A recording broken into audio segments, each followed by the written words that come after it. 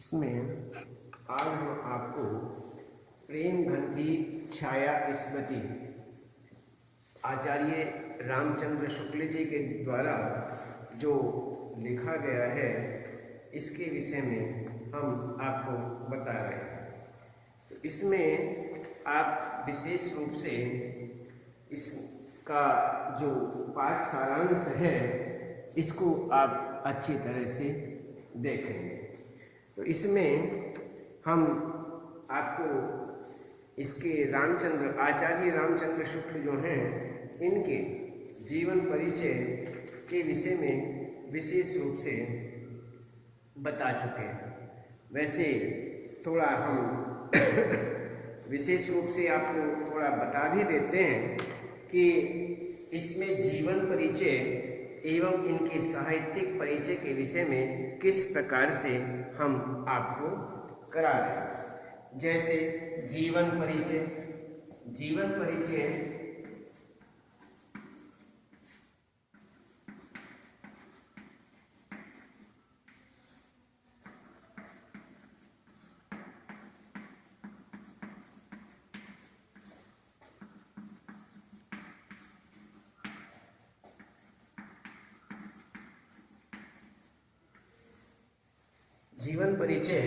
एवं साहित्यिक परिचय, ये हमारा आचार्य रामचंद्र शुक्ल जी के द्वारा ये उनका जो जीवन परिचय और साहित्य परिचय इस विषय में बात करते हैं। आचार्य रामचंद्र शुक्ल का जो जन्म है वो 1884 ईस्वी में बस्ती जिले के अगोना नामक ग्राम में हुआ था। इनके पिता का नाम चंद्रबली शुक्ल था। चंद्रबली शुक्ल। तो इस प्रकार से इनकी जो प्रारंभिक दीक्षा इनके पिता के पास राठ तहसील नामक ग्राम में हुई थी। तो ये इनका एक परिचय। तो एमए में एफए जो इंटरमीडिएट कहा जाता है, एफए में आने पर इनकी जो शिक्षा है उसमें बाधा उत्पन्न हो गई। तो इस प्रकार से गणित में कमजोर होने के कारण ये आगे नहीं बढ़ सके। उनके बाद इन्होंने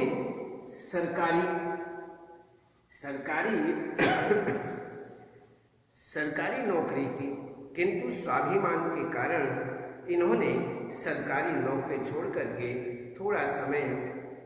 थोड़े समय के लिए मिर्जापुर के ही एक मिशन स्कूल था, उस मिशन स्कूल में चित्रकला के अध्यापक के रूप में कार्य करने लगे। तो इस प्रकार से इन्होंने इस कार्य को भी किया। तो यहाँ पर मिर्जापुर के पंडित केदारनाथ पाठक एवं प्रेम घन के संपर्क में आकर के उन्होंने हिंदी, उर्दू, बांग्ला, संस्कृत, अंग्रेजी आदि कई भाषाओं का ज्ञान भी उन्होंने प्राप्त किया। तो आनंद कादम्बिनी नामक पत्रिका में इनकी रचनाएं प्रकाशित होने लगी। इन्होंने 19 वर्ष तक नागरिक विचारिणी सभा में हिंदी शब्द सागर के सहायक संपादन का पदभार भी ग्रहण किया। इस प्रकार से यहाँ पर ये बताया जाता है। तो हम इस विषय में आपसे बताते हैं कि इन्होंने इस प्रकार से यहाँ पर किया और यहाँ इन्होंने ये काशी हिंदू विश्वविद्यालय में हिंदी के प्राध्यापक भी रहे। वहाँ वे बाबू श्याम सुंदर दास के अवकाश ग्रहण करने के बाद हिंदी विभाग के अध्यक्ष हो गए तथा इनकी गिनती उच्च कोटि के विद्वानों में होने लगी। और हिंदी साहित्य में शुक्ल जी का प्रवेश निबंधकार तथा कवि के रूप में हुआ। नाटक रचना में भी उनकी विशेष रुचि रही। तत्पश्चात आलोचना इनकी विशेष एवं प्रिय विधा बन गई। उन्होंने लेखन क्षेत्र में अपना विशिष्ट स्थान प्राप्त किया। वे अपने जीवन के अंतिम क्षणों तक निरंतर साहित्य लेखन में लगे हुए थे। तो साहित्य लेखन विधा में वह बड़े ही दक्ष शुक्ल जी ने जीवन के अंतिम पड़ाव में भी साहित्य साधना का साथ नहीं छोड़ा तथा लेखन कार्य करते हुए इस महापुरुष का वर्ष 1941 में स्वर्गवास हो गया। कहते हैं कि इस प्रकार से कहते हैं कि 1941 में यह जो साहित्यकार थे इनका निधन हो गया 1941 में। तो इस प्रकार से ये इनका जीवन परिचय हुआ। अब इस जीवन परिचय के बाद हम जीवन परिचय में ये हुआ जीवन परिचय। अब इनके विषय में हम साहित्यिक परिचय के विषय में बात करते हैं। साहित्य से संबंधित शुक्ल जी ने अपने संपूर्ण जीवन को साहित्य के प्रति समर्पित किया। हिंदी साहित्य को विश्व स्तरीय पहचान दिलवाने में आचार्य शुक्ल जी की साहित्यिक सेवाओं का योगदान अविस्मरणीय है। आरंभिक साहित्यिक जीवन काव्य रचना से प्रारंभ करने के पश्चात इन्होंने जो गद्य विधा के क्षेत्र में अधिक कार्य कर अपनी पहचान निबंधकार, अनुवादक, संपादक एवं आलोचक के रूप में बनाई।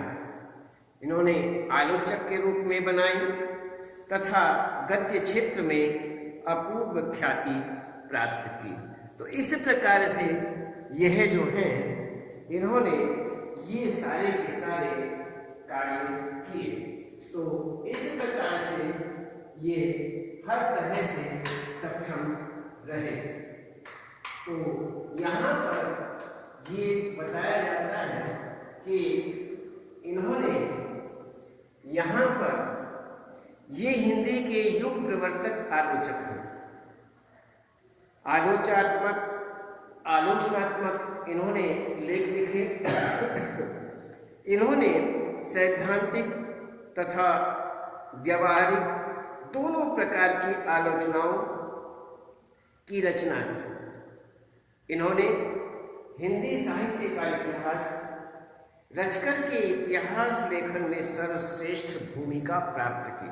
सर्वश्रेष्ठ भूमिका, यह इतिहास साहित्य का इतिहास लिख करके इन्होंने कौन सा हिंदी साहित्य का इतिहास इन्होंने रचा और ये रचने के बाद ये इतिहास लेखन में सर्वश्रेष्ठ भूमिका प्राप्त इन्होंने की। तो इस प्रकार इन्होंने हिंदी शब्द सागर का संपादन कार्य भी पूरा किया तथा नागरी प्रचारिणी पत्रिका एवं आनंद कादम्बिनी जैसी पत्रिकाओं का प्रभावपूर्ण संपादन भी इन्होंने किया। तो इसमें एक हुआ हमारा जीवन परिचय।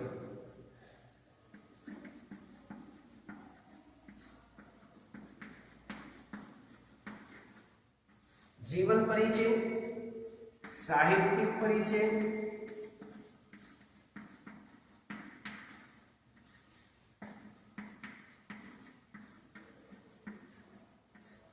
और साहित्यिक परिचय के बाद कृतियां,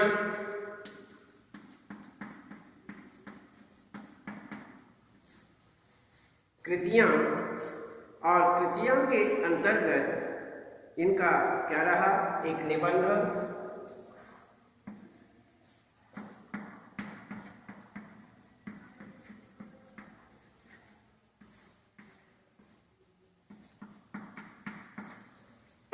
निबंध, आलोचना,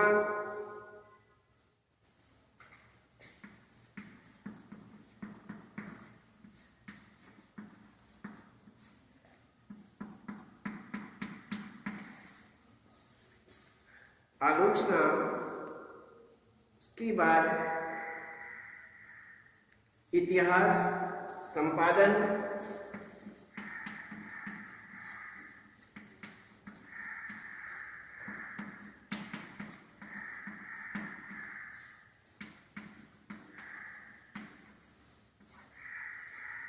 संपादन, काव्य रचना, अनुवाद।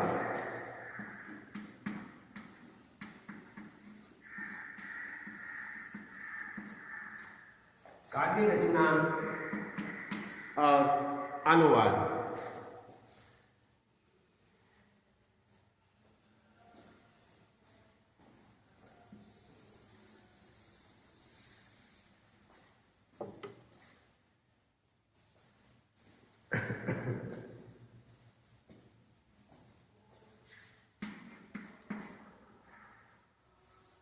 काव्य रचना,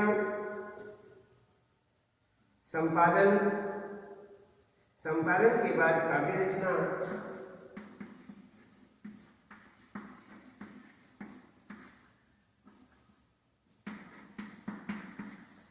काव्य रचना और अनुवाद। काव्य रचना, अनुवाद।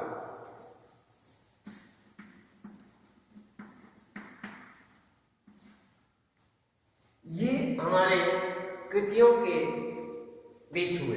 इन्होंने निबंध, आलोचना, इतिहास, संपादन, काव्य रचना और अनुवाद।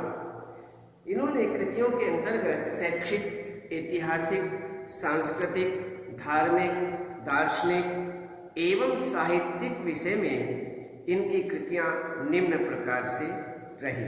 निम्न प्रकार से कृतियां इनकी रही हैं। कैसे कि निबंध शुक्ल जी ने भाव प्रधान तथा समीक्षात्मक दोनों प्रकार के निबंध की रचना की। इन्होंने दोनों प्रकार की रचनाएं की। चिंतामणि 2 भागों में उपलब्ध है और विचार भी थी।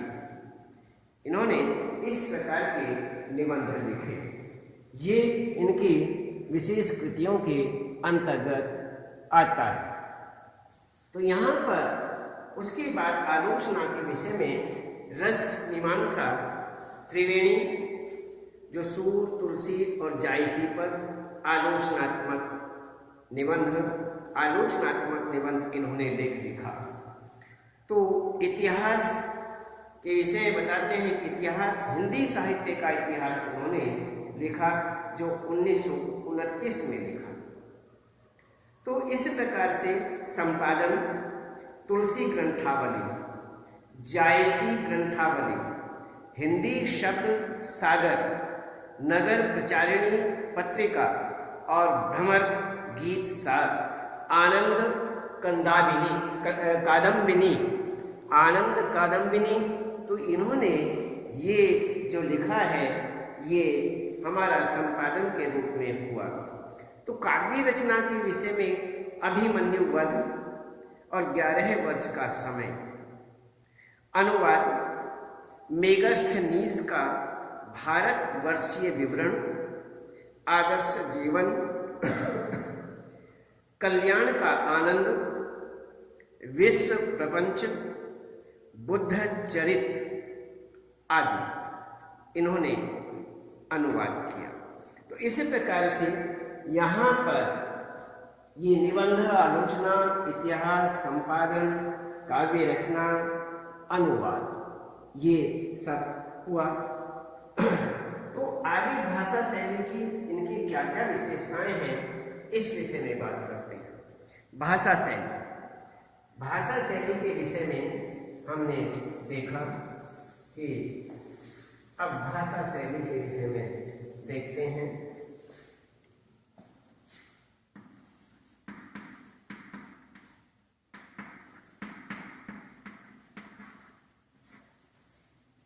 भाषा शैली की विशेषताएं।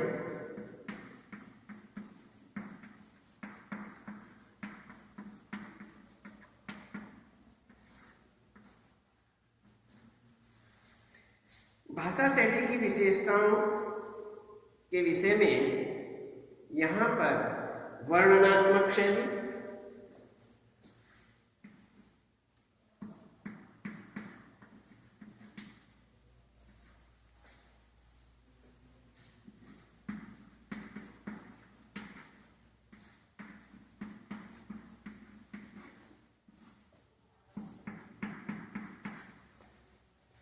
दूसरा है विवेचनात्मक शैली,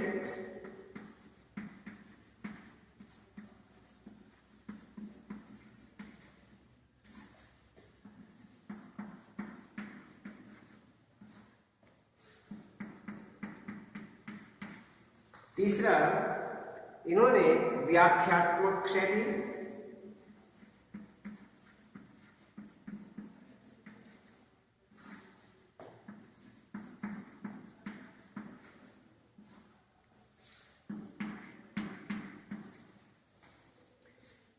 चौथा आलोचनात्मक शैली,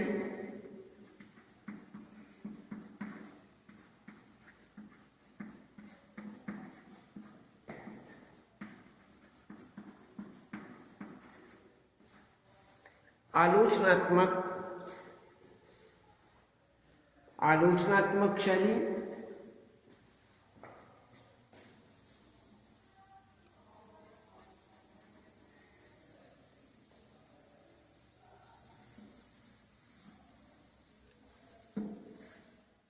अब इन्हें थोड़ा हम ऊपर की तरफ लिखते हैं। सबसे पहला वर्णनात्मक,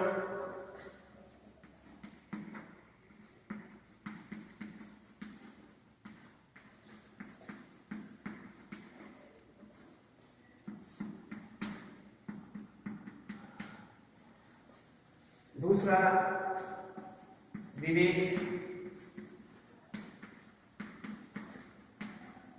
विवेचनात्मक शैली,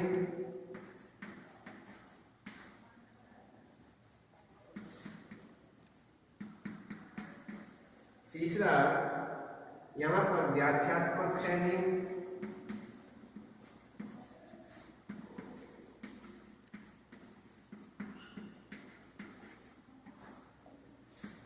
चौथा यहां पर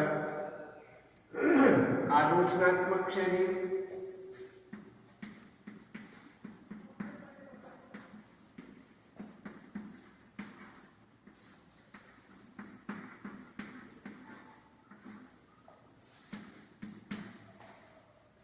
पांच भावात्मक शैली,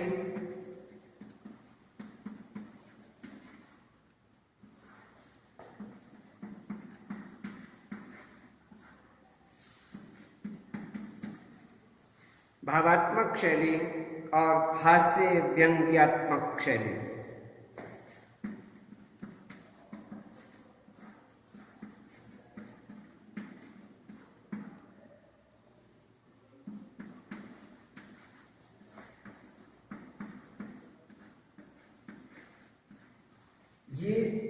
ये हुआ हमारा भाषा शैली की विशेषताएं। भाषा शैली की ये विशेषताएं हैं। भाषा शैली की विशेषताएं, इसमें हमने ये आपको बताया हास्य व्यंग्यात्मक शैली तक, और इसमें सबसे पहले हम देखते हैं वर्णनात्मक शैली के विषय में। वर्णनात्मक शैली सबसे पहले तो शुक्ल जी का भाषा पर पूर्ण अधिकार था। इन्होंने एक ओर अपनी रचनाओं में शुद्ध साहित्यिक भाषा का प्रयोग किया तथा संस्कृत की तत्सम शब्दावली को प्रधानता दी, तो दूसरी ओर इन्होंने सरल और व्यवहारिक भाषा का भी प्रयोग इन्होंने किया, जिसमें संस्कृत निष्ठ भाषा के स्थान पर हिंदी की प्रचलित शब्दावली का प्रयोग किया। इसके अतिरिक्त इनकी रचनाओं में उर्दू, फारसी और अंग्रेजी के शब्दों का प्रयोग भी किया गया। यहाँ शुक्ल जी की शैली विवेचनात्मक और संयत है। इनकी शैली निगमन शैली भी कहलाती है। इन्होंने सामासिक शैली का प्रयोग किया। शुक्ल जी की सबसे प्रमुख विशेषता यह थी कि वे कम से कम शब्दों में अधिक से अधिक बात कहने में सक्षम थे। ये थोड़ी सी बात कहते लेकिन उसमें विशेष रूप से उसमें पूर्णता प्रकट हो जाती। तो इनकी रचनाओं में प्रायः निम्नलिखित शैलियों के दर्शन होते हैं। निम्नलिखित शैलियों के वर्णनात्मक शैली, इस शैली की मुख्य विशेषता है सरलता एवं स्पष्टता। मूर्त विषयों का प्रतिपादन करते समय इस शैली का प्रयोग किया गया है। इनकी भाषा प्रसंगानुसार कहीं सरल होती है तो कहीं गंभीर भी होती है। इस प्रकार इनका वर्णनात्मक शैली का प्रयोग किया गया। अब हम देखते हैं विवेचनात्मक शैली। शुक्ल जी ने इस शैली का प्रयोग अपनी रचनाओं में अधिकांशतः किया है। इसमें वैचारिकता और गंभीरता होने के साथ साथ वाक्य का गठन लंबा हो गया है। चिंतन की गहनता के कारण भाषा कठिन और बोझिल भी मानी जाती है, बोझिल हो गई है। इस प्रकार से ये इनका विवेचनात्मक शैली के अंतर्गत होता है। आगे देखते हैं व्याख्यात्मक शैली। शिक्षण कार्य से जुड़े होने के कारण शुक्ल जी ने कठिन विषयों को स्पष्ट रूप से समझाने के लिए व्याख्यात्मक शैली का प्रयोग बहुत अच्छे ढंग से किया, बहुत अच्छे ढंग से। तो इसमें व्याख्यात्मक शैली में शुक्ल जी अपने वर्ण विषय की व्याख्या करते हुए चलते हैं कि इसलिए इस शैली में भाषा का सरल रूप देखने को मिल जाता है। कहते हैं कि वह इसमें थोड़ा वर्णन करने के विषय की जो व्याख्या करते हुए आगे बढ़ते हैं, तो इसमें थोड़ा इस शैली के अंतर्गत भाषा का सरल रूप देखने को मिल जाता है।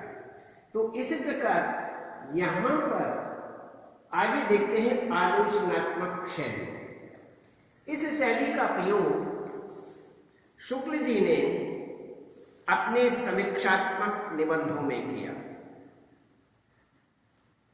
कविता क्या है, तुलसी की भावुकता आदि निबंध इस शैली के उदाहरण माने जाते हैं कि तुलसी की भावुकता, कविता क्या है, ये जो निबंध है इस शैली के एक उदाहरण के रूप में भी माने जाते हैं।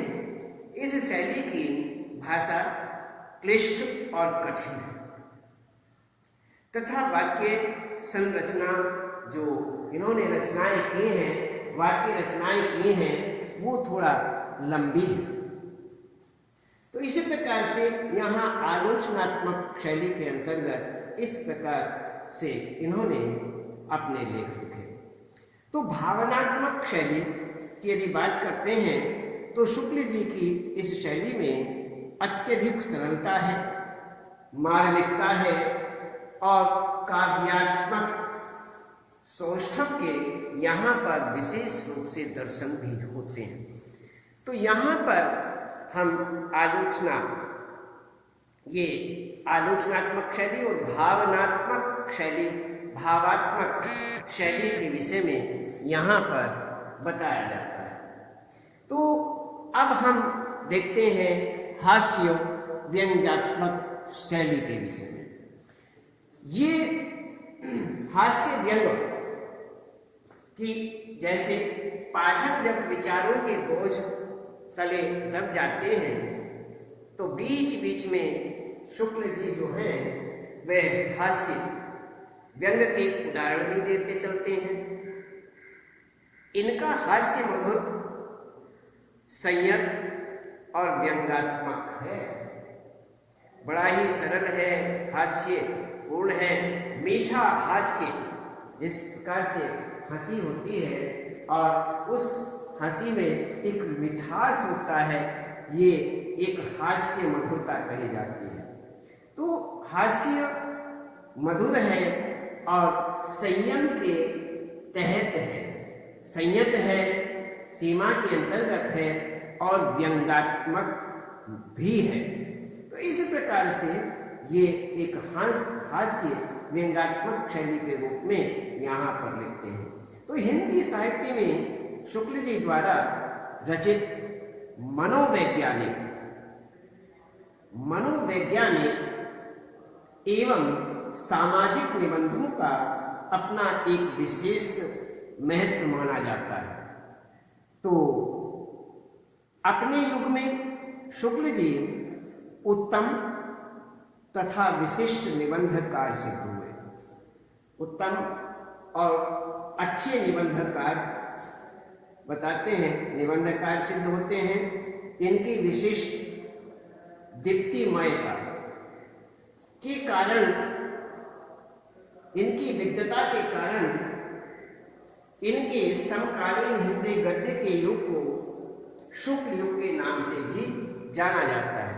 ये इस प्रकार के इन्होंने लेख लिखे, ये सारे की सारी शैलियों में इन्होंने लेख लिखे। वर्णनात्मक शैली, विवेचनात्मक शैली, व्याख्यात्मक शैली, आलोचनात्मक शैली, भावात्मक शैली, हास्य व्यंग्यात्मक शैली। तो ये सारे के सारे इन्होंने लेख लिखे।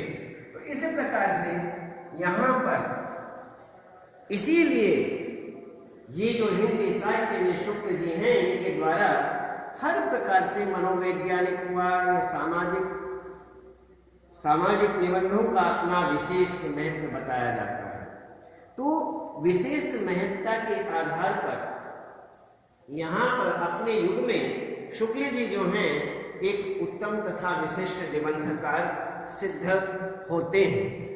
ये बहुत अच्छे निबंधकारों में कहे जाते हैं और इनकी जो विशिष्टता है उसके कारण समकालीन हिंदी गद्य के युग को शुक्ल युग के नाम से भी जाना जाता है। तो इसी प्रकार से यहाँ पर ऐसा बताया जाता है।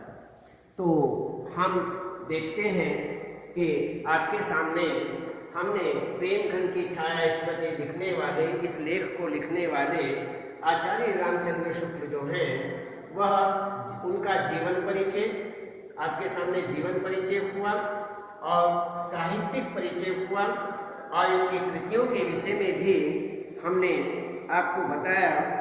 इनकी जो कृतियां हैं वह निबंध, आलोचना, इतिहास, संपादन, काव्य रचना और अनुवाद के अंतर्गत बताया और भाषा शैली की भी विशेषताएं आपको बताई, जो कि वर्णनात्मक शैली, विवेचनात्मक शैली, व्याख्यात्मक शैली, आलोचनात्मक शैली, भावात्मक शैली और हास्य व्यंग्यात्मक शैली के अंतर्गत आती है। तो इस प्रकार से ये हुआ इनका जीवन परिचय। इस विशेष रूप से इस जीवन परिचय को आप देख लेना। उसके बाद हम आपको इनके विषय में एक इस पाठ के आधार पर विशेष रूप से आगे फिर बताएंगे।